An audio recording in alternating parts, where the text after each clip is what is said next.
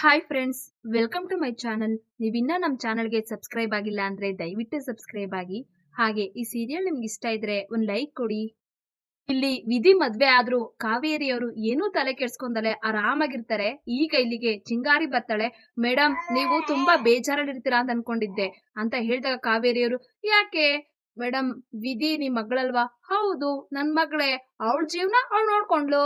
ಹಾಗೆ ನನ್ಗೂ ಹೊಸ ದಾರಿ ತೋರಿಸ್ಕೊಟ್ಟಿದ್ದಾಳೆ ಅಂತ ಖುಷಿಯಾಗಿರ್ತಾರೆ.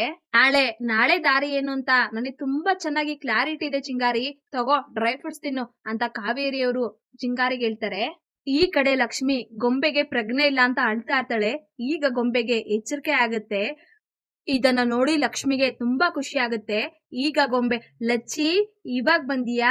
ಯಾಕೆ ಅಳ್ತಾ ಇದ್ಯಾ? ಓ, ನಾನ್ ಮಲಗಿದೀನಿ ಅಂತನಾ? ನಾನು ನೀನ್ ಕಾಯ್ತಾ ಕಾಯ್ತಾ ಹಾಗೆ ಮಲ್ಕೊಂಡ್ಬಿಟ್ಟಿದೀನಿ ಅಂತ ಅನ್ಸುತ್ತೆ.